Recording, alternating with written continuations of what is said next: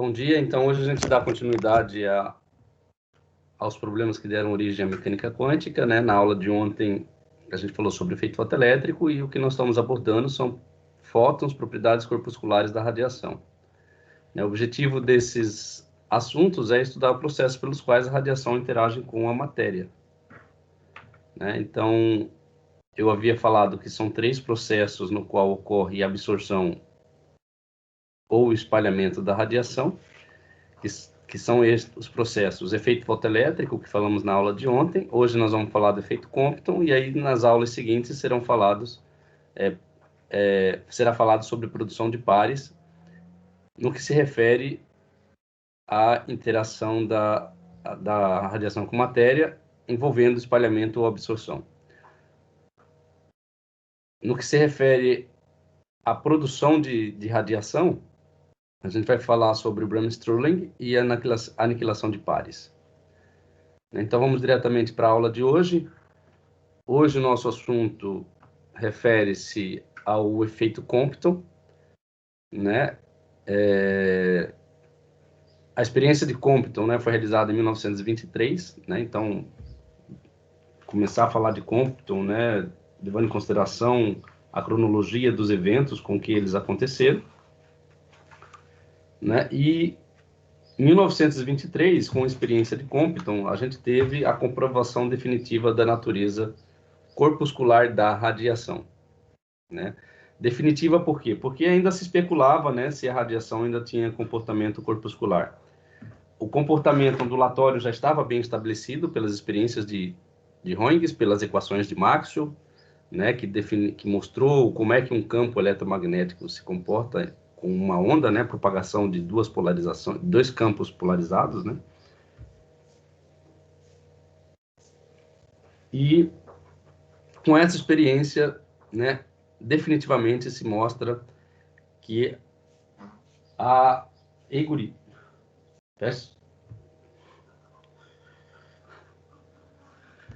se mostra definitivamente que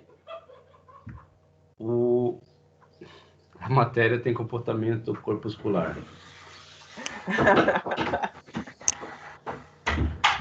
Tá vendo aí que quer ter uma criança, né, pessoal? Tudo bem, professor.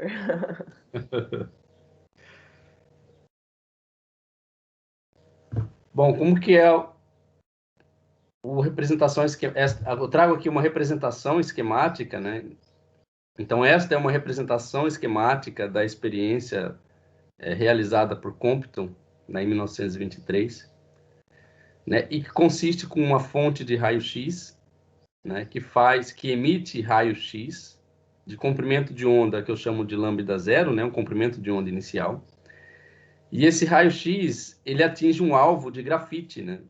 Então, esse grafite aqui, ele espalha os raios-x que atinge ele, né? Então, parte do raio-x, esse raio-x ele é espalhado e propagado por todas as direções. Então, muito bem, se não houvesse esse alvo aqui, a propagação desse comprimento de onda se daria em torno na direção dessa linha tracejada, ok? E aqui eu tenho umas fendas colimadoras de chumbo, né, que impede que a propagação desse raio-x, né, para qualquer outra direção que não seja esta definida aqui pela linha sólida, né? Então, eu posso medir esse ângulo aqui de espalhamento dessa radiação, né, que está passando por aqui. E aí, essa radiação que se espalha com o ângulo θ, esse ângulo θ aqui eu posso controlar, tá? Eu controlo esse ângulo θ simplesmente modificando a posição da fonte de raio-x.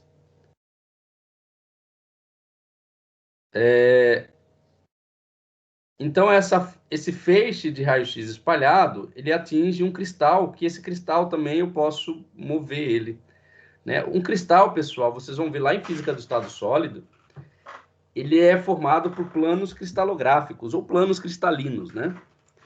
E aí, esses planos cristalinos também fazem espalhamento de radiação, tá? Das ondas que atingem esses planos cristalinos, através de processo de reflexões. Ok?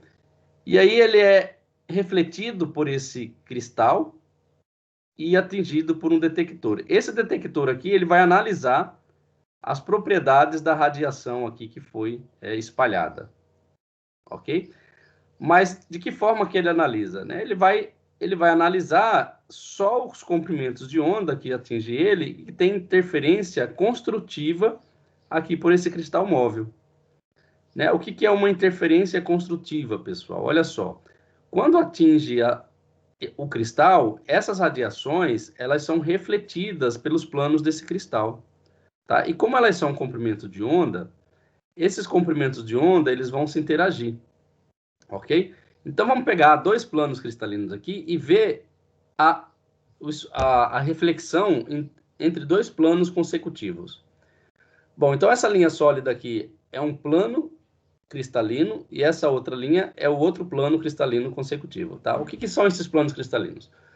É uma linha imaginária ao longo do qual você tem disposições atômicas, né? Você tem átomos, né, dispostos ao longo dessa linha. Né? Os átomos em um cristal, eles são dispostos geometricamente, né? As posições, a disposição das posições atômicas dos átomos no espaço é feita de tal forma que você tem simetrias nesse espaço, tá? Nessa distribuição. Então, isso é um assunto que vocês vão ver lá em Física do Estado Sólido, tá? Esses planos cristalinos. Na minha disciplina, vocês só aceitam que existem planos cristalinos e que esses planos cristalinos proporcionam, né, a reflexão de radiação que incide sobre esse cristal. Muito bem, e você só detecta a radiação que é refletida se a diferença de caminho entre dois raios, né, for igual ao número inteiro de comprimento de onda, ou seja, se houver interferência construtiva. Né? Se for interferência destrutiva, você não vai detectar, porque uma onda cancela a outra. Né? Então, qual que é a diferença do caminho que esse raio percorre e este raio aqui percorre? Então, para calcular essa diferença de caminho, a gente tem que saber, primeiro, a distância entre os planos cristalinos, tá? E aí, o prolongamento desse raio refletido, quando incide sobre esse raio que vai incidir sobre o plano inferior, né, você vai ter metade de uma diferença de caminho. E aí, a outra diferença de caminho é o prolongamento do raio incidente, né, superior, e quando ele intercepta o raio refletido, né, no plano inferior. Então, essa distância daqui até aqui e daqui até aqui dá uma diferença de caminho. Tá? Muito bem. Se você considerar, né, a distância entre os planos, esta diferença de caminho, né, e o prolongamento do raio incidente, né, o ponto onde ele incide até o ponto onde intercepta o raio refletido, a gente define um triângulo retângulo aqui, ó, certo? E o ângulo entre a distância entre os planos e esse prolongamento do raio é o que a gente chama de ângulo alfa. Então, temos dois triângulos, um do lado direito, outro do lado esquerdo, tá? E dois ângulos iguais, o ângulo alfa aqui.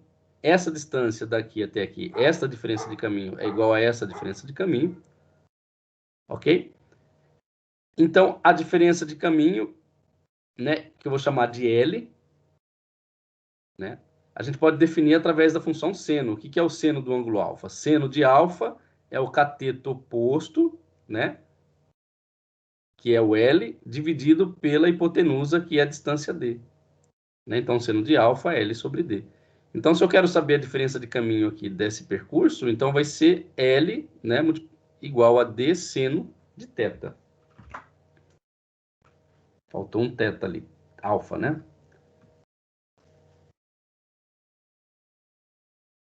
Então, vai ser L igual a D seno de alfa. Como são duas diferenças de caminhos, as diferenças de caminhos vai ser o quê?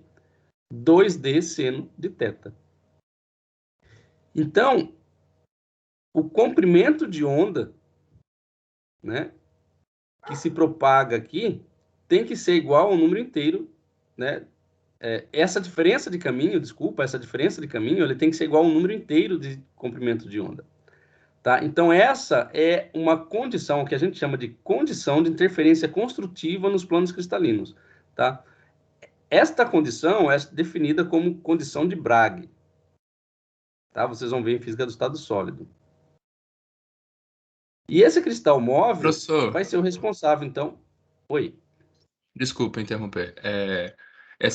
O que a gente viu na aula de ontem, aquele experimento, e esse a gente vai ver tudo no laboratório de física do estado sólido? A gente não tem laboratório de física de estado sólido ainda. Desculpa, laboratório de física moderna. Não, eu acho que o laboratório de física moderna não tem efeito fotoelétrico e efeito Compton. Eu não sei te dizer, tá? Porque faz tantos anos que eu não entro naquele laboratório, eu não saberia te dizer quais são as experiências que tem lá. Ah, tá. É porque, como ele foi, o Física 4 para baixo ficou travado, né, o laboratório.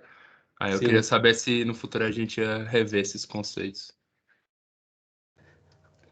efeito fotoelétrico, cara, eu sei que tem o CIDEP, tem os equipamentos para laboratório de efeito fotoelétrico. Eu não sei se o Instituto de Física comprou esse experimento do efeito fotoelétrico.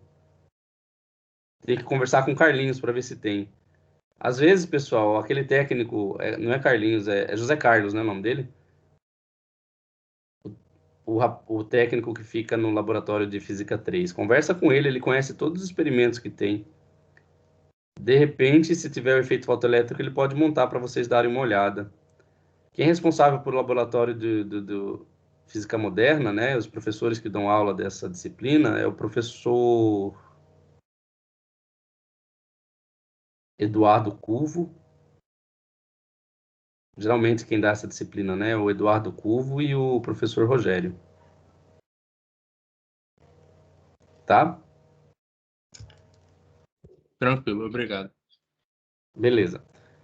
Então, para que haja interferência construtiva, né, você tem que estabelecer a condição de Bragg, e a condição de Bragg diz que o comprimento de onda, né, que é observado, ele é um número inteiro, né, da diferença de caminho, né, desta diferença de caminho. E a diferença de caminho é 2 vezes d seno de θ. Então, está aqui, comprimento de onda igual a 2 vezes d seno de θ. E 2 vezes d seno de θ, eu vou colocar aqui, é a diferença de percurso, né, de caminho percorrido pela radiações, duas radiações espalhadas. Muito bem. O que foi observado por essa experiência?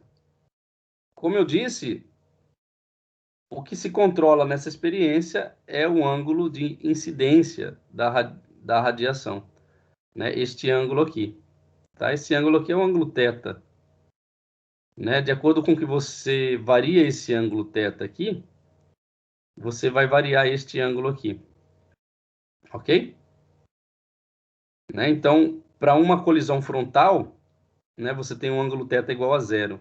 Então, você pode variar esse ângulo θ de zero até, né, um ângulo que se queira aqui. 90 graus, 120.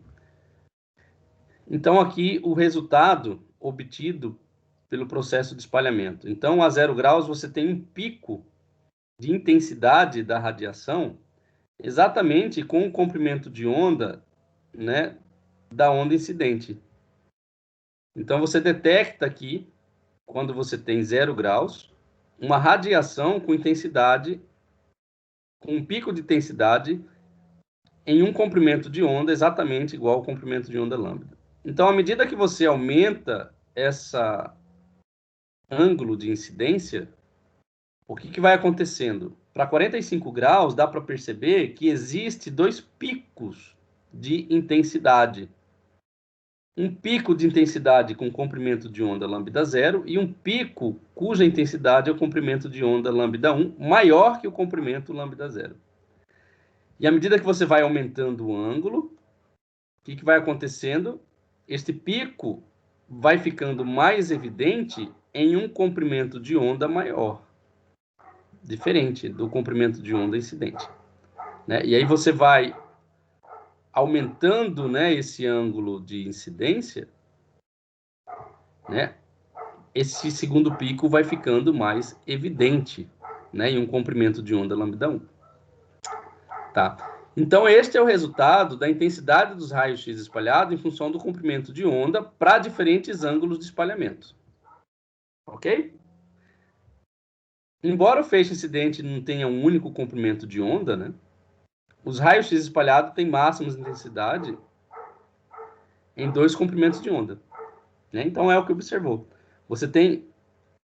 Eu falei que não tenha, né? Na verdade, tem, né? Um único comprimento de onda.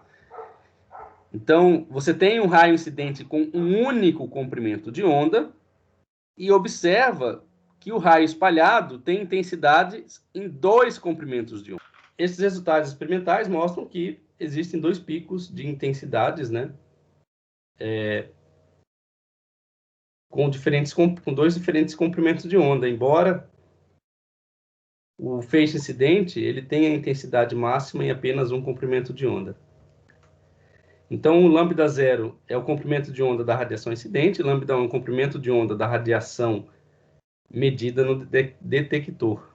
Né? E a diferença lambda 1 menos lambda 0 é o que a gente chama de deslocamento Compton. Tá? E esse deslocamento Compton, o delta lambda, perceba-se o seguinte, que à medida que o ângulo de espalhamento aumenta, o que vai acontecendo com lambda 1 e lambda 0? Né? Eles vão ficando mais distantes um do outro. Ou seja, o delta lambda vai aumentando à medida que o ângulo aumenta. Bom, agora como calcular esse deslocamento Compton? Né? Como explicar, dar uma explicação teórica para o deslocamento Compton? De acordo com o modelo clássico, né, apenas um comprimento de onda deveria ser observado. Né? Os elétrons livres do grafite devem oscilar com a mesma frequência da onda incidente. Então, significa o quê? Você está radiando o alvo, né, com uma radiação com determinado comprimento de onda, né? E aí esses elétrons, de acordo com a teoria clássica, deveriam oscilar de acordo com a frequência de excitação. E esses elétrons, uma vez excitados, né, uma vez por essa radiação, eles devem emitir radiação igual à radiação, com frequência igual à radiação de excitação.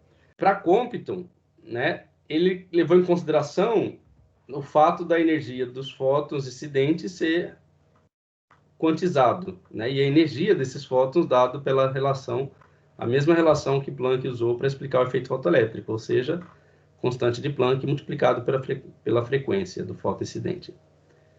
Né? E levou em consideração também que os raios-x que incidiam sobre a amostra eram formados por fótons com esta energia. Né? Então, de acordo com experiências e observações de Compton, o fóton colide com elétrons livres do alvo, da mesma forma que bolas de bilhar. Né? Então, essas foram as considerações dadas por Compton. Né? Como é que 2 bolas de bilhar interagem em uma mesa de sinuca, né? Por meio de transferência de que grandeza física? Vocês estão me escutando? Sim, estamos. Sim, professor. Certo. Então, quando a gente joga sinuca, né, e faz uma bola colidir com a outra, uma bola transfere o que para a outra? Momento. Um momento. Então, o Compton, ele, para explicar esse comportamento observado na experiência, ele considerou que um fóton interagia com um elétron da mesma forma que 2 bolas de bilhares, ou seja, por colisão e transferência de momento. Né?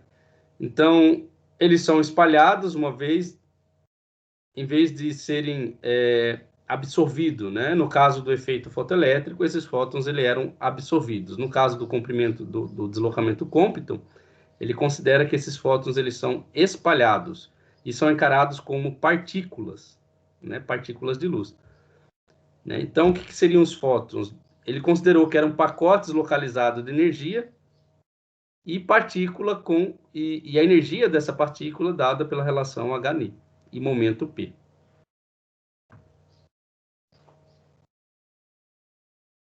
Bom, do ponto de vista relativístico, se ela é uma partícula relativística, né? Essa partícula relativística, ela tem uma energia.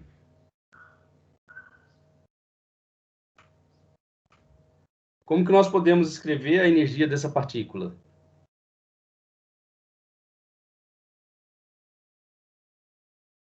Já fizeram em Física 4 relatividade? Sim, estudamos relatividade especial. Muito bem. Então, a energia, como é que eu calculo de uma partícula relativística? mc quadrado, né? Bom, a relatividade já em 1923 já estava definida, já estava publicada, né, por Albert Einstein, né? Então ele usou essas relações relativísticas, né, para descrever o, esse fenômeno. Bom, aqui ele considerou que tanto o fóton quanto o elétron são partículas relativísticas, tá? Porque os dois iam viajar, um com velocidade igual à velocidade da luz, que é a velocidade do fóton, e o elétron com uma velocidade bem próxima da velocidade da luz. Tá? Então ele considerou que a energia, né, do ponto de vista relativístico, essa energia, né, é dada por essa relação aqui. m0 c quadrado. Dá para fazer silêncio, por favor?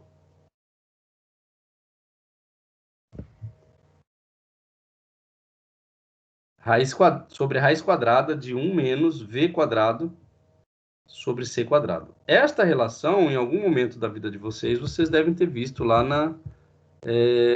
no curso de relatividade.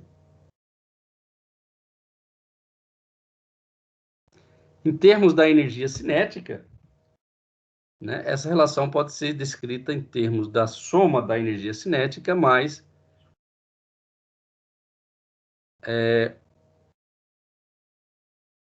a energia de repouso, né, no caso aqui o m0 e a massa de repouso do elétron, tá? Então esse termo aqui estaria relacionado com a energia de repouso da parte do elétron.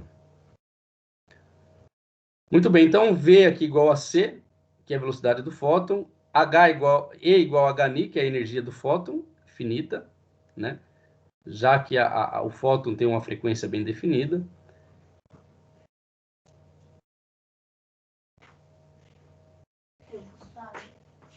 Fecha a porta.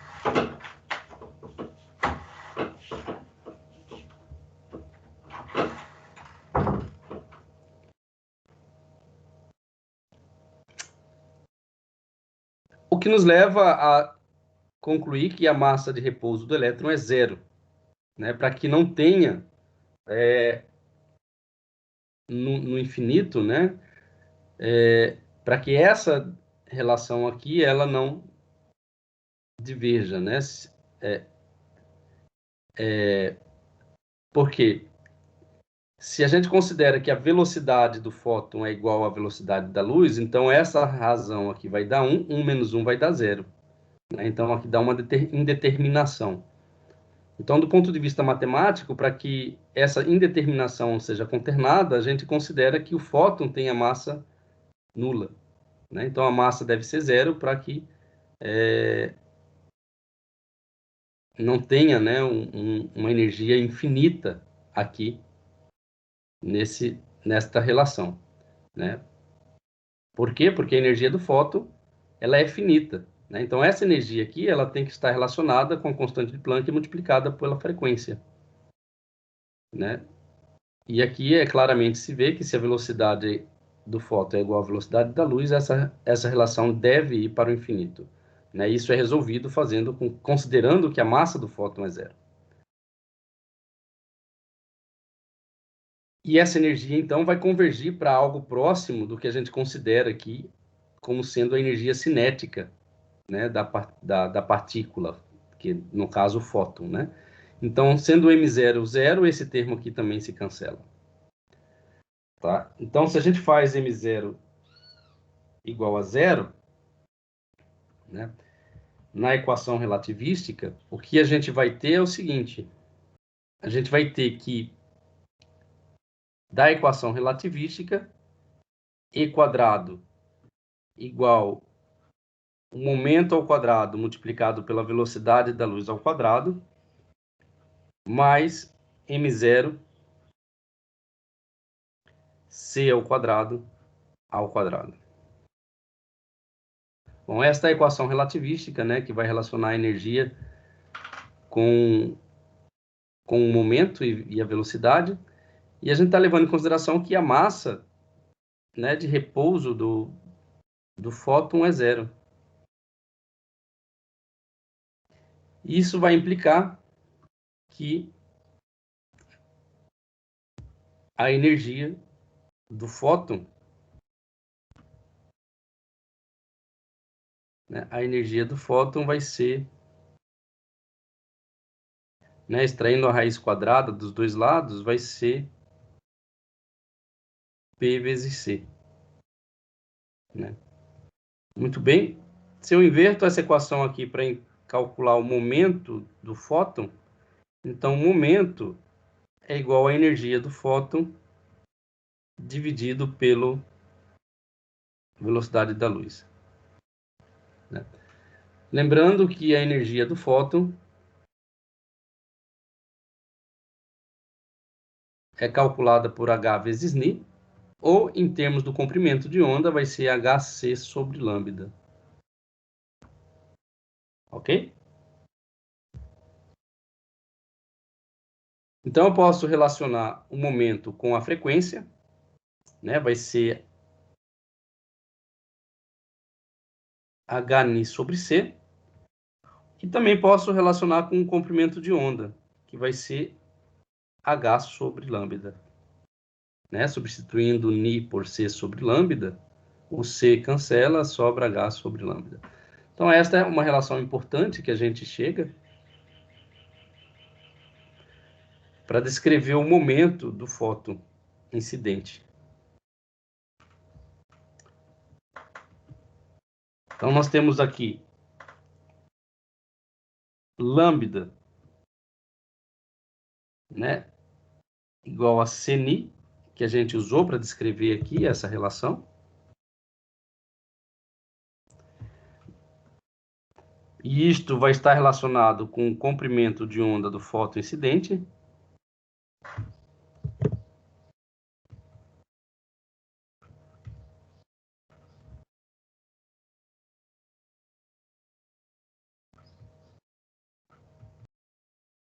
Qual outra relação que a gente obteve e que é importante? Momento igual a energia dividido pela velocidade da luz. Bom, esta relação aqui, que o momento é igual a energia dividido pela velocidade, também já se conhecia à época, porque já estava bem estabelecidas as equações de Maxwell.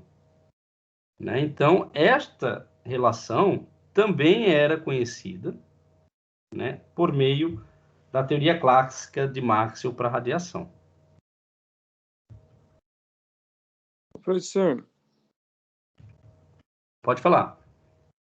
esse aí também não é a relação de de Broglie? Qual que é a relação de Broglie? De que o resultado da equação anterior ali, ó, que o momento é igual a H sobre lambda.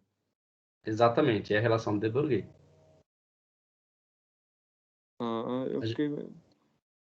Eu achei que isso aí, tipo, nem vinha agora, sabe? Aí do nada.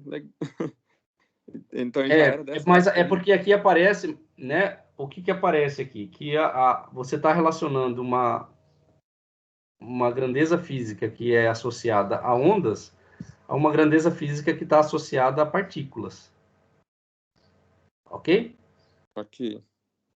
Mas aqui nós estamos descrevendo a luz como partícula. Quando formos falar de de Broglie, é o contrário. Nós vamos associar a uma partícula massiva né, que tem massa diferente de zero, propriedades ondulatórias. Uhum. Entendi, Entendeu? entendi. Aqui nós estamos associando uma partícula sem massa, que é o fóton, né, e que tem comprimento de onda bem definido já, com a propriedade de uma partícula massiva, né, que é o momento.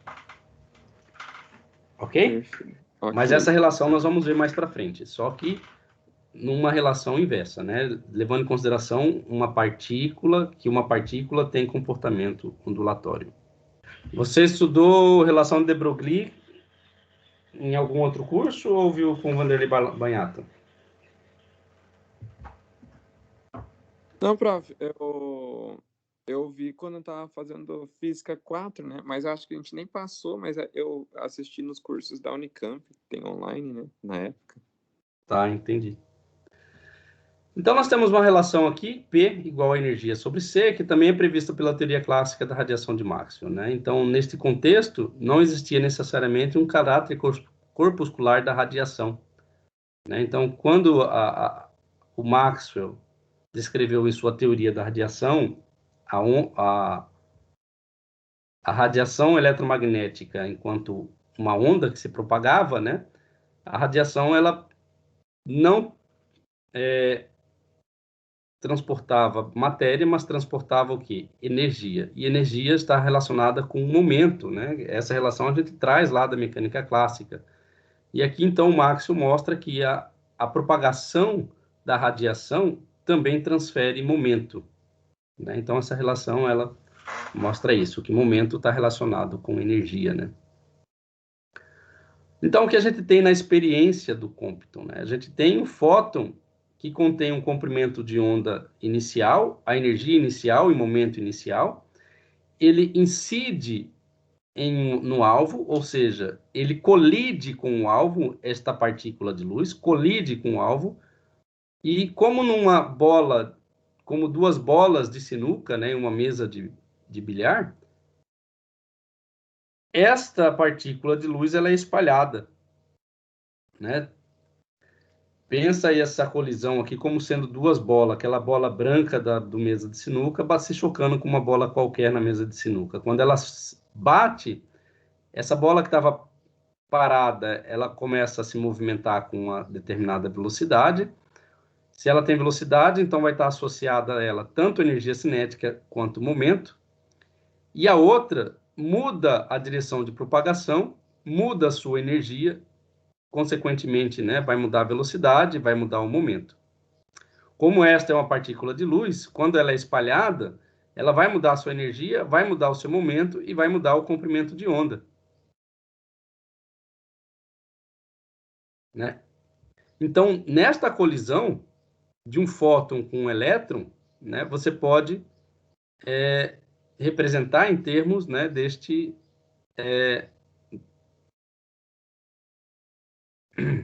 gráfico aqui, né, que mostra que o momento que cada partícula vai ter após colisão, né? Então, o elétron passa agora a se mover com energia K, cinética K e momento P, e o fóton passa a se mover, né, com energia cinética E1 e momento P1. Se você olha a representação, né, do momento dessas partículas, a partícula P1 ela vai fazer um ângulo θ com relação à direção no qual ela estava inicialmente se propagando, e o elétron vai fazer um ângulo alfa. Tá? Então, decompondo esses vetores aqui, momento, né? A gente vai ter que o momento P1, que é devido ao momento do fóton depois do espalhamento, vai ser P1 cosseno de θ, né? Mais, vamos colocar ele como vetor, né? P1 cosseno de θ na direção de I,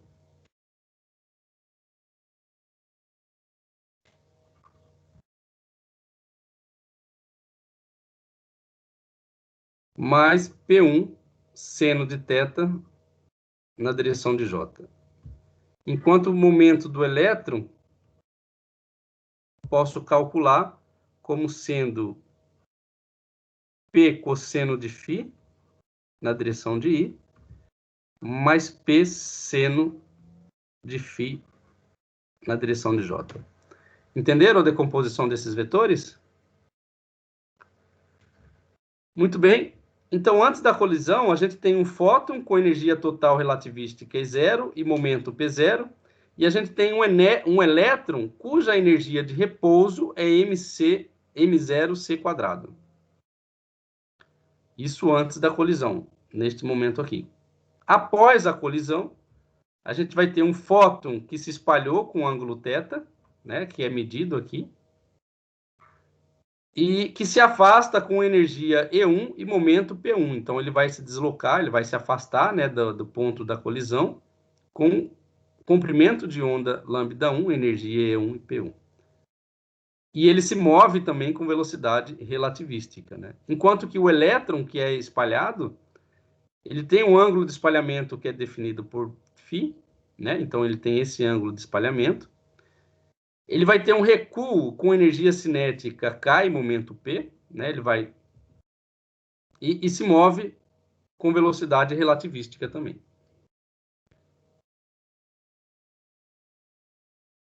Bom, de acordo com a conservação do momento,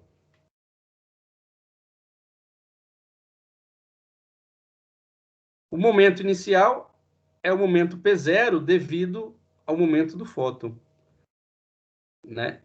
Vamos considerar que o momento do elétron antes da colisão é muito pequeno em relação a esse momento inicial, então é desprezível, né?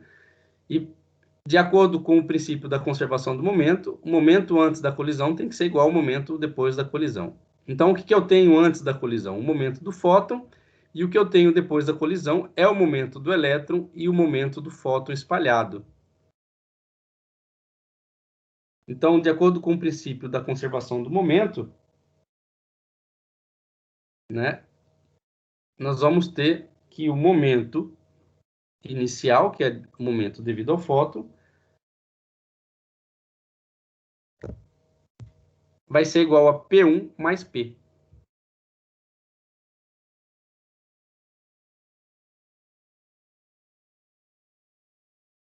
Quem é P1? P1 é o momento do fóton espalhado e o P é o momento do elétron. Ok? Se a gente decompõe esses vetores, como a gente fez aqui, tá? A componente vertical, né, que aponta na direção de Y, elas se cancelam, porque elas estão apontadas para sentidos opostos, né? Então, o que sobra vai ser a componente na direção de X. Então, eu vou ter P1 cosseno de θ e P cosseno de φ. Tá? Então, P0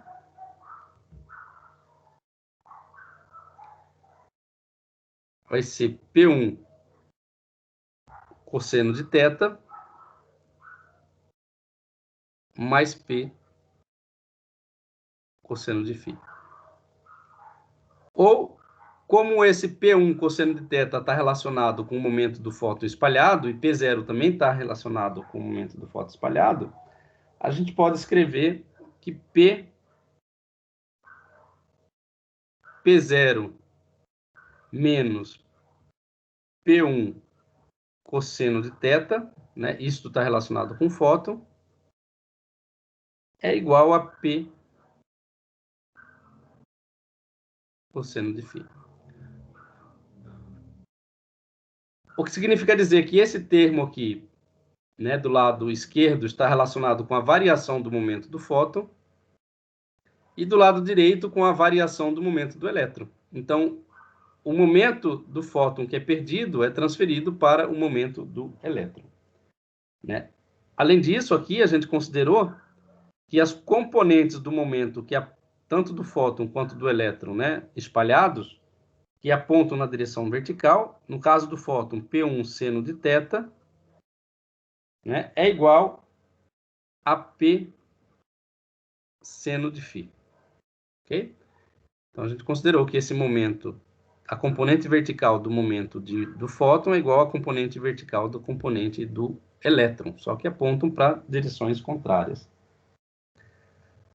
Bom, vamos elevar ao quadrado, né, essas duas relações. Primeiro esta relação e depois esta relação.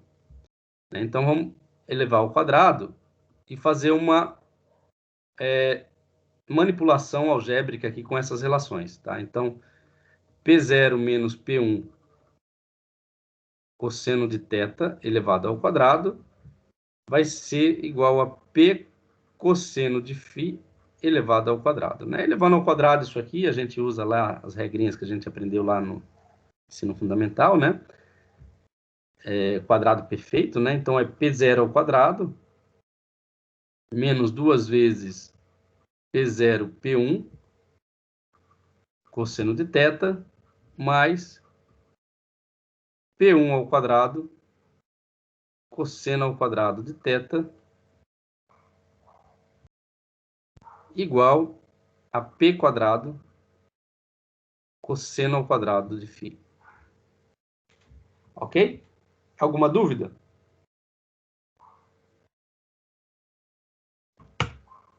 Tá, de boa, prof. Levando isso aqui ao quadrado também, então a gente vai ter P1 ao quadrado seno ao quadrado de θ igual a P quadrado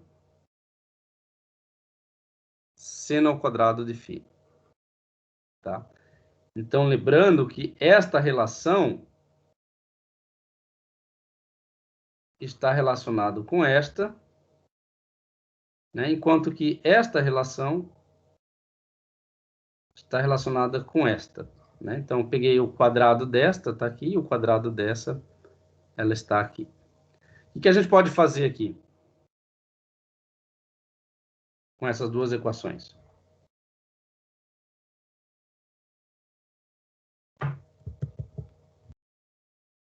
Alguma sugestão?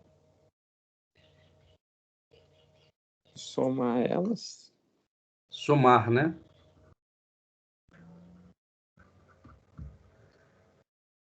Então, se eu somo estas duas relações,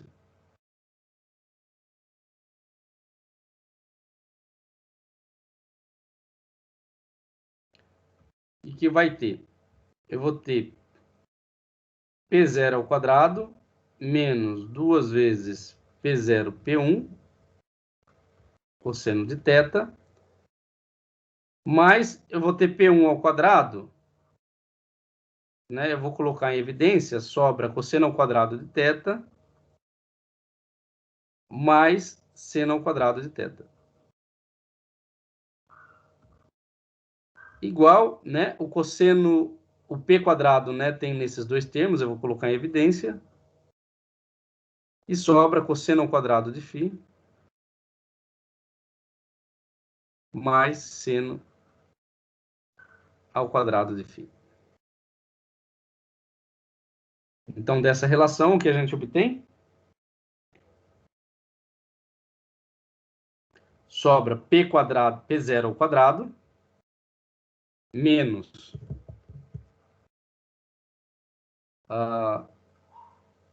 colocar mais, né? Cosseno ao quadrado de θ mais seno ao quadrado de θ dá quantos? O que está dentro do parênteses aqui. Só que dá 1, né? Sim. Então, dá P1 ao quadrado menos 2 vezes P0 P1 cosseno de θ igual ao quê? Cosseno ao quadrado de φ mais seno ao quadrado de φ também é 1. Sobra P quadrado. Então, a gente chega numa relação aqui mais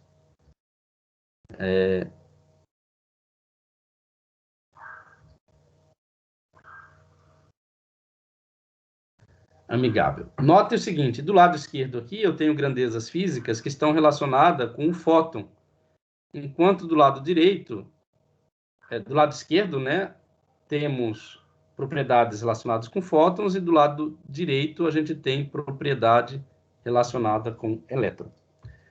P0 é o momento do fóton incidente, P1 é o momento do fóton espalhado e θ é o ângulo de espalhamento do fóton. Dúvidas?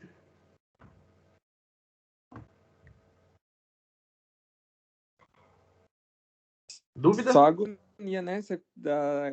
Aqui a simetria tá deixando louco, né? Esse cosseno podia desaparecer daí, né?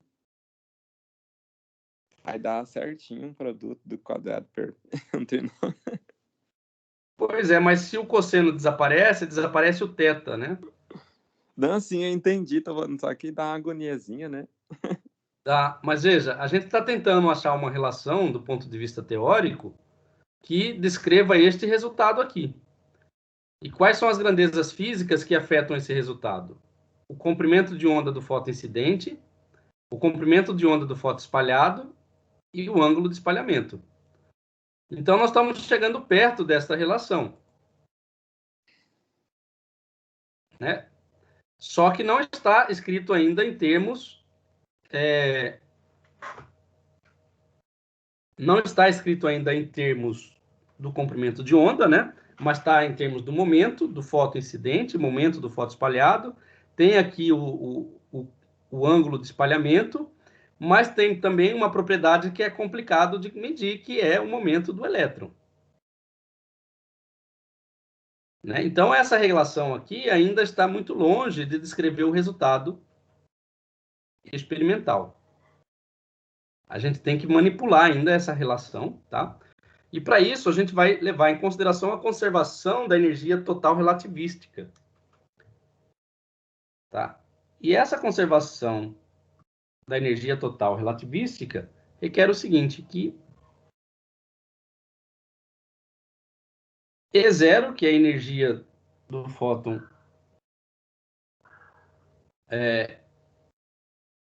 do fóton incidente, né? Mais a energia do fóton, né? Repouso, igual a energia antes do espalhamento, a energia antes do espalhamento relativística deve ser igual à energia depois do espalhamento, né? E essa também é energia relativística. Então, vai ser a energia do fóton espalhado mais a energia cinética, né? Mais a energia de repouso, MC, M0C. Ok? Muito bem. Esta relação aqui, a gente pode observar, né, que esse termo aqui se cancela com este.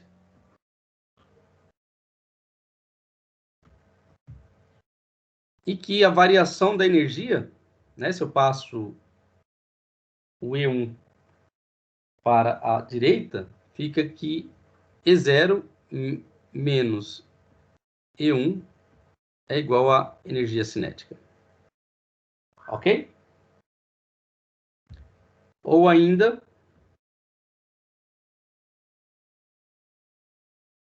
podemos definir que E0, né, em termos do momento, é o momento vezes a velocidade da luz. E aqui a gente usou esta relação aqui, cadê? Né, tá aqui a relação. Né, P igual a I sobre C. Então, o que eu quero escrever é o E. Eu escrevo o E em termos do momento, multiplicando o momento pela velocidade da luz. Bom, como é a energia antes da colisão, aqui vai ser o momento também da partícula antes da colisão. Outra relação que a gente vai usar agora é descrição da energia após a colisão em termos do momento. Então, E1 vai ser igual a momento após a colisão vezes a velocidade da luz. Bom, substituindo,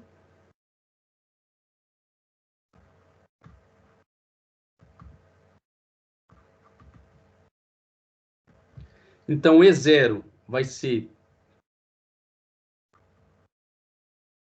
P0C menos E1 vai ser P1C igual a K.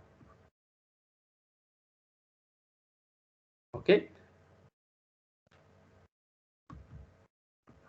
Então, a gente pode escrever que K...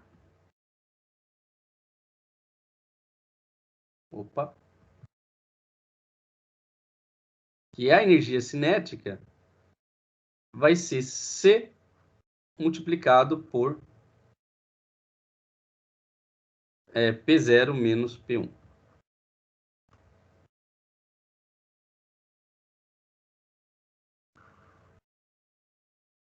Então, nós obtivemos aqui uma outra relação importante, tá? Eu vou enumerar para facilitar. Eu vou chamar essa relação aqui de 1. Então, essa relação aqui vai ser relação 2. Né? O K aqui vai estar relacionado com a energia cinética de quem? De quem que é essa energia cinética? Do fóton. Do elétron. Do elétron. Tá? Cadê a relação? Tá aqui, ó. Ok? Então, a gente tem a energia cinética do elétron, o momento do elétron, e E1 com a energia do fóton. Tá? Só levando em consideração que a conservação da energia total relativística é a energia total relativística antes da colisão e a energia total relativística depois da colisão. Depois da colisão, nós temos a energia do fóton, a energia cinética do elétron e a energia de repouso do fóton.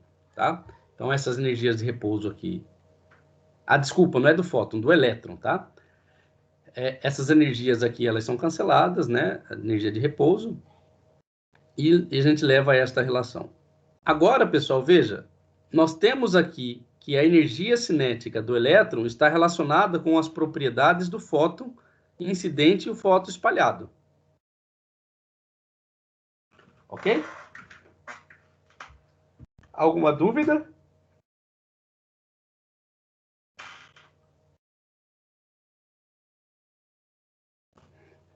O que a gente pode fazer agora?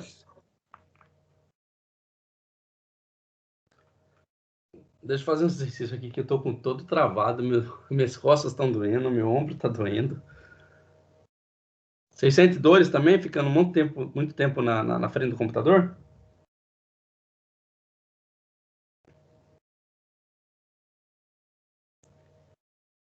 Não esqueçam de fazer exercício. Professor. Dá aquela Oi? doída na coluna, normal. Mas não Aquela pode, doída. tem que fazer exercício. Professor, é verdade. Bom, então eu vou pegar uma outra relação relativística, né, que diz que a energia ao quadrado é igual P quadrado mais C quadrado, a gente já descreveu ela aqui hoje, igual a M0C quadrado ao quadrado, tá? Vamos usar a seguinte relação.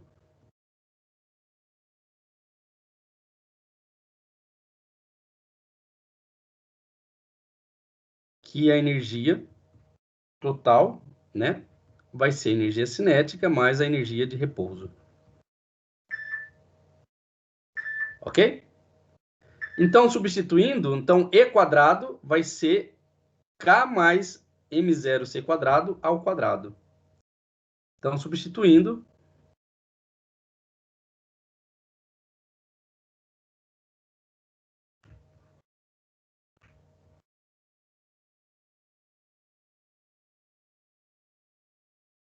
nós vamos ter K mais M0C quadrado elevado ao quadrado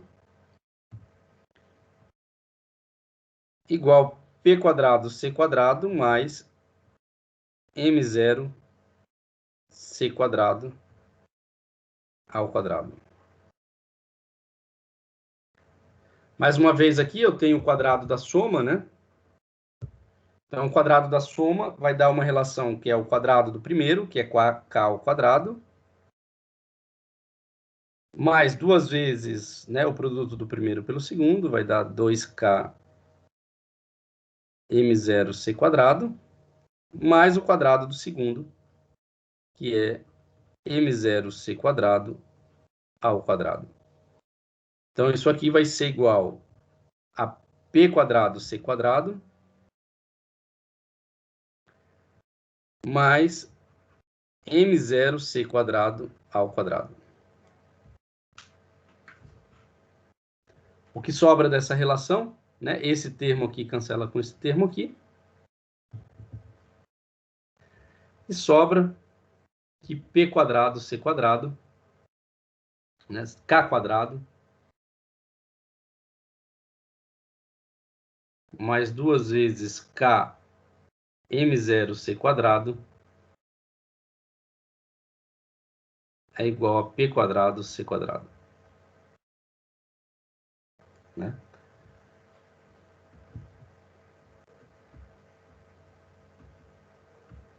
Ou ainda podemos escrever, né, desta relação aqui, escrevendo para o momento, né, que o momento ao quadrado vai ser igual a K sobre C ao quadrado mais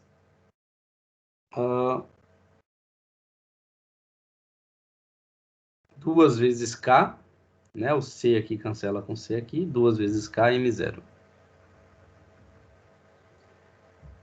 Tá. Esta é uma outra relação do momento em termos do vetor de onda, em termos da energia cinética, né? O momento do elétron descrito em termos da sua energia cinética, tá? E essa relação eu vou chamar de número 3. Por que essas relações elas são importantes, né? Eu tenho que escrever esta relação em termos do comprimento de onda e em termos de θ. E descrever ela em termos das propriedades da radiação incidente. Só que eu tenho esse termo aqui que descreve o momento do elétron. Esse termo é difícil da gente obter ele a partir das informações do elétron, mas podemos escrever ele em termos das propriedades da radiação incidente e da radiação espalhada, foi o que a gente obteve aqui. Né? A energia cinética do elétron pode ser escrita em termos dos momentos do fóton incidente espalhado. E aqui eu tenho uma relação do momento com a energia cinética. Então, se a energia cinética pode ser escrita em termos das propriedades do fóton incidente e espalhado, o momento também vai poder ser escrito em termos dessas duas grandezas. Então, o que a gente vai fazer? Vamos substituir a relação 1, que eu tenho P quadrado, né, aqui, e aqui também eu tenho P quadrado, então vamos substituir 1 na equação 3. Então, no lugar do P quadrado, eu coloco esses termos aqui que está relacionado com as propriedades do fóton. Então, vamos substituir 1 na relação 3, ok? E aí, nesta relação 3, eu tenho um momento descrito em termos da energia cinética. E se eu substituo a energia cinética do elétron em termos das propriedades do fóton, substituindo 2 na 3, eu vou ter uma equação completamente descrita em termos das propriedades do fóton. Né? Então, 2 também vai ser substituído na 3. Então, substituindo a equação 1 na equação 3, né? A equação 1 diz que P quadrado, né, P0 ao quadrado mais P1 ao quadrado menos 2 vezes P0 P1 cosseno de θ. Né? Então, a gente vai escrever isso. Então, vai ser P0 ao quadrado mais P1 ao quadrado menos 2 vezes P0 P1 cosseno de θ. Né? Então, P quadrado é esse termo aqui, igual a K ao quadrado sobre C, e K, o que é K? É C P0 menos P1, né? Isso então vai dar aquilo ali ao quadrado. Então, levando esse termo aqui ao quadrado, vai ser P quadrado de P0 menos P1 ao quadrado, tudo isso aqui dividido, né, por C elevado ao quadrado. Mais 2 vezes K, e K é C P0 menos P1 vezes M0. Certo? Bom, o mais fácil a se fazer aqui é cancelar esse termo. Agora a gente vai ter que fazer uma manipulação algébrica aí dessas relações, né? O primeiro procedimento que a gente pode fazer é levar esse termo aqui ao quadrado, né? Então, a gente vai ter P0 ao quadrado mais P1 ao quadrado, menos 2 vezes P0, P1, cosseno de θ, igual, esse termo aqui elevado ao quadrado vai dar, P0 ao quadrado, mais P1 ao quadrado, né? Vamos colocar assim, menos 2 vezes P0, P1, né? O produto primeiro pelo segundo, mais 2 vezes P0 menos P1, multiplicado por M0C. Bom, esse termo aqui, ó, posso cancelar com esse termo aqui. Sim. Sobra menos 2 P0, P1, cosseno de θ, igual menos 2, né? P0, P1,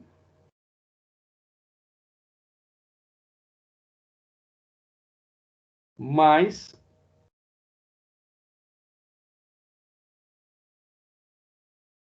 2 vezes M0C multiplicado por P0 menos P1, né? Que é esse termo aqui. Vamos ver se eu tenho espaço para escrever aqui. Tem mais espaço para escrever aqui.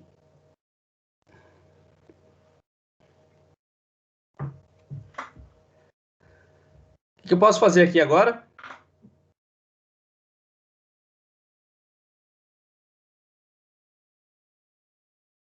Vamos colocar em evidência, né, esse P0, P1.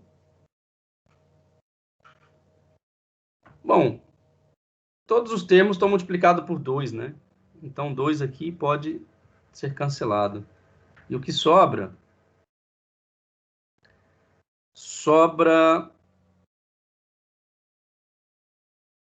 menos P0, P1, cosseno de θ, menos P0, P1,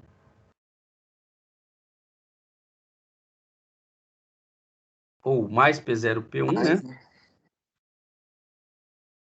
Igual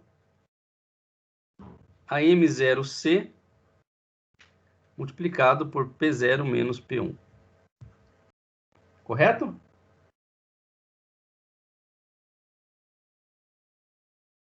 Vamos colocar P0, P1 em evidência, tá? E essa relação vai ficar o seguinte, ó. P0, P1 em evidência vai ficar 1 menos cosseno de θ, certo?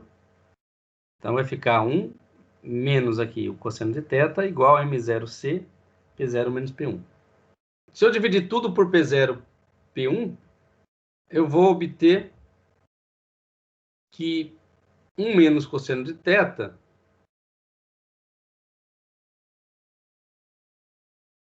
vai ser igual a M0C, P0, P1, P0 menos P1, que vai ser igual a M0C, né? Passando aqui para dentro, eu vou ter 1 sobre P1 menos 1 sobre a P0.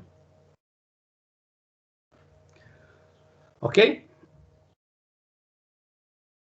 Muito bem, agora eu vou inverter essa relação de tal forma que eu vou poder escrevê-la da seguinte forma. 1 sobre P0, 1 sobre P1, menos 1 sobre P0, vai ser igual, passando o MC para o outro lado vai ficar 1 sobre M0C de 1 menos cosseno de θ. Então, olha a relação que a gente chega. Esta relação aqui, ela depende do momento do fotoincidente espalhado, o momento do fotoincidente, do cosseno do espalhamento, do ângulo de espalhamento, né? E M0C são duas constantes, né? C é a velocidade da luz, M0 é a massa de repouso do elétron. E aí eu tenho duas constantes. Só que ainda não está legal, né? Como é que calcula esse momento? Não tem como calcular, medir esse momento, né? Do fóton. Eu tenho como medir, eu tenho como saber a frequência do fóton. E, consequentemente, se eu sei a frequência, eu sei como medir o comprimento de onda.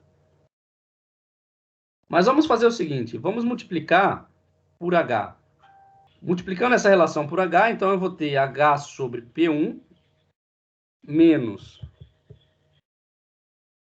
H sobre P0 igual 1 sobre M0C de 1 menos cosseno de θ. O que é H sobre P1 e o que é H sobre P0? Alguém pode dizer? Lambda 1. Exatamente. Então, lambda 1 é H sobre P1, lambda 0 é H sobre P0. Logo, a gente obtém que no primeiro termo eu tenho lambda 1, menos no segundo termo tenho lambda 0, igual a, pessoal, aqui tem um H, ó.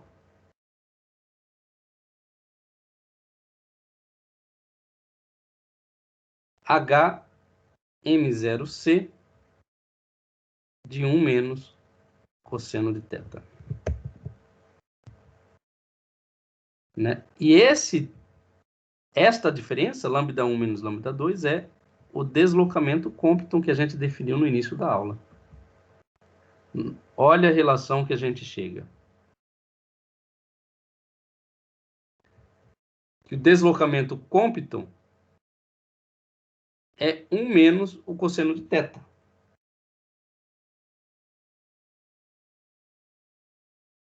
E depende apenas, né, do ângulo de incidência. Por que eu digo que depende apenas do ângulo de incidência? O que é H sobre M0C? É o que a gente chama de lambda C. Lambda C é H sobre M0C, é uma constante que definida como comprimento de onda Compton. Não confunda este C com este C aqui, tá? Este C aqui é da inicial de Compton, tá? E esse C aqui é a velocidade da luz. Então, aqui nós temos o comprimento de onda Compton. A relação que a gente chega mostra que o deslocamento Compton depende apenas do ângulo θ. Né? E esta constante aqui que multiplica o termo que está entre parênteses é conhecido como comprimento de onda Compton, e este comprimento de onda Compton é uma constante. Né? Então, o comprimento de onda Compton é a constante de Planck dividida pela massa de repouso do elétron multiplicado pela velocidade da luz. Então, é um termo que é constante para qualquer alvo, para qualquer radiação que você usa. Alguma dúvida até aqui?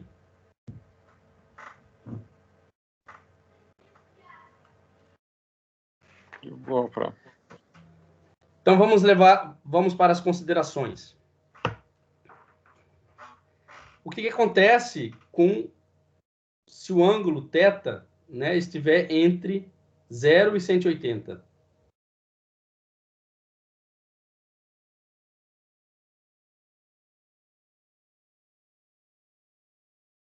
O resultado obtido por Compton, né, ele vai reproduzir os resultados experimentais. Né? Então, esta relação aqui, que é o deslocamento Compton, ele reproduz os resultados experimentais. Se você tem um ângulo θ igual a zero, você tem uma colisão de raspão, né? Uma colisão frontal, né? Você tem... Significa que você coloca uma radiação que vai incidir frontalmente com o alvo, né?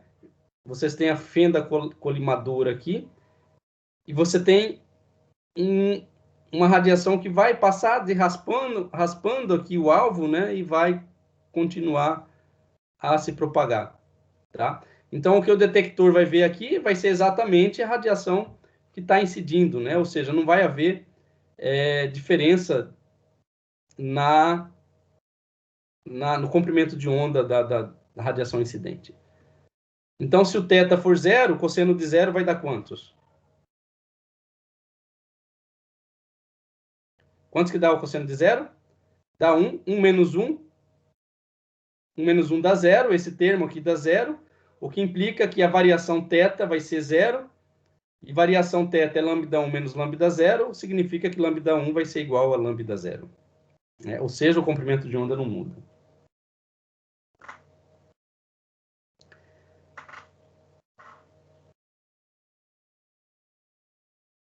Se o ângulo for 180, né? Ou seja, você joga agora a radiação você joga a radiação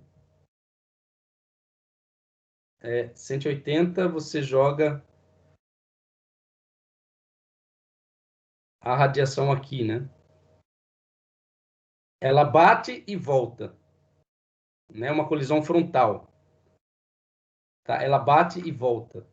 Então, 180 significa o seguinte, que cosseno de 180 dá menos 1, menos com menos dá mais, 1 menos 1 vai dar 1. Então, significa dizer que o deslocamento Compton vai ser 2 vezes o comprimento de onda Compton. Ou seja, 2 vezes H dividido por M0C, né, para uma colisão frontal. O que mais que o resultado obtido pelo Compton explica? Explica o aparecimento do primeiro máximo no deslocamento Compton. Os elétrons que estão fortemente ligados aos átomos, eles também participam do processo de colisão, né? São aqueles elétrons que a radiação bate nele, mas ele não é liberado por esse átomo, né? Então, nesse caso, em vez de ter um recuo do elétron, você vai ter um recuo de todo o átomo, né? E aí as relações que vão entrar nas nossas contas são a variação da energia cinética do átomo como um todo. Se um elétron de massa M0 não é ejetado de um átomo de massa M, né, sendo essa massa do átomo muito maior que a massa do elétron, né, então quem vai recuar durante esse processo é o próprio átomo, como eu disse. E a massa característica para o processo é a massa do próprio átomo, né? Então, por exemplo, no caso do átomo de carbono, né, a massa do átomo é 22.000 vezes maior do que a massa de repouso do elétron, né? Então, esse comprimento de onda, variação do comprimento de onda, né, o deslocamento Compton, né, vai ser extremamente pequeno nesses casos, né? E o comprimento de onda do fóton espalhado vai permanecer praticamente inalterado. Quando você envolve elétrons, né, que estão fortemente presos ao núcleo. No efeito Compton, então, os fótons eles são espalhados basicamente por elétrons, tá? E esses elétrons que são liberados da colisão, né? O fóton bate no elétron, o elétron sai da ligação com o átomo, ele é liberado durante esse processo de colisão.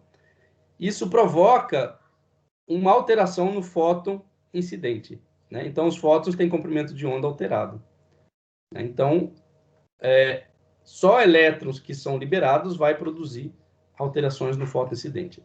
Agora, os elétrons que permanecem ligados aos átomos, ou seja, o fóton bate ali e o elétron não sai, e esse fóton é espalhado, mas ele é espalhado sem que haja alteração no comprimento de onda. Tá? Então, neste caso, pessoal, em que não há alteração do comprimento de onda, a gente define, né, como sendo espalhamento Thomson. Tá?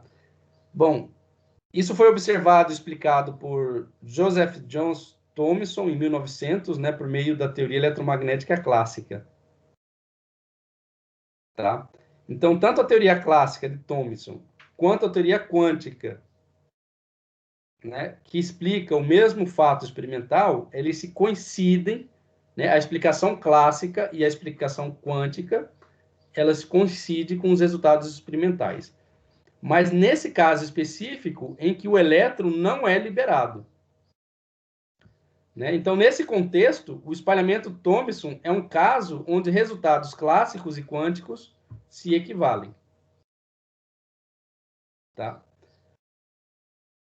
Outra observação importante é que a radiação incidente abaixo do espectro visível, né, com comprimento de onda abaixo do espectro visível, quais são essas radiações que têm comprimento de onda abaixo do espectro visível? É o infravermelho, é o micro-ondas, são as ondas de rádio, né? Os elétrons não são liberados. Então, essas radiações, né, com este espectro né, de comprimento de onda, não produz espalhamento Compton. E o que acontece se o comprimento de onda tende ao infinito? Né? Os resultados quânticos são equivalentes aos resultados clássicos, e o espalhamento de Thomson é predominante. Ou seja, o elétron não é liberado. Agora, o que acontece se o comprimento de onda tende a zero? Lembrando, pessoal, que energia é igual a Hν, que é igual a Hc sobre lambda. Né? Então, dizer que o comprimento de onda tende para o infinito, a energia tende para um valor muito pequeno. Dizer que o comprimento de onda tende a zero, né, é dizer que a energia do fóton tende para um valor muito grande. Né? Então, se o comprimento de onda tende para zero, nós estamos falando aí de raio-x, estamos falando principalmente, né, se for muito, muito pequeno, nós estamos falando de radiação gama. Né? Então, nesses casos em que a gente usa raio-x ou radiação gama, o espalhamento Compton começa a ficar importante nas proximidades da região do raio-x. E aí, o espalhamento Thomson deixa de ser predominante, ou seja, a teoria clássica deixa de explicar esse fenômeno. Né? Nesses casos em que lambda é pequeno, resultados clássicos não explicam o espalhamento da radiação. Nesta região, as previsões clássicas não explicam o espectro de radiação do corpo negro. Né? A gente viu isso.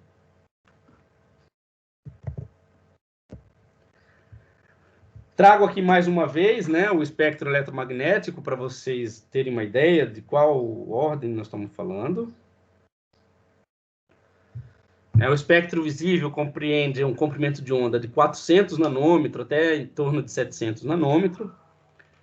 Abaixo, né, de 400 nanômetros, né, nós temos radiação de altíssima energia, né, começando por ultravioleta, raio-x, depois raios gama. E acima, né, de comprimentos de onda de 700 nanômetros, aí a gente tem radiação de baixa energia, né, infravermelho, ondas de rádio, TV, né, a transmissão FM, AM. Tá? Então, essas radiações que é usada aí para comunicação, né? Bom, isso aqui é um exemplo que vai estar lá na lista de exercício, está resolvido aqui, tá? E, bom, eu não lembro qual que é o enunciado, eu não tenho aqui, mas eu posso deixar lá para vocês, vamos ver se eu acho esse enunciado. Não, não tenho aqui. Depois eu vejo. Depois eu passo para vocês, tá? Dúvidas? De boa, teacher. Bom, então é isso que eu tenho para hoje. Eu fico por aqui e espero que vocês estejam dispostos para assistir o seminário de sexta-feira do professor Harold. Falou, pessoal. Tchau, professor. Valeu. Tchau, professor. Tchau.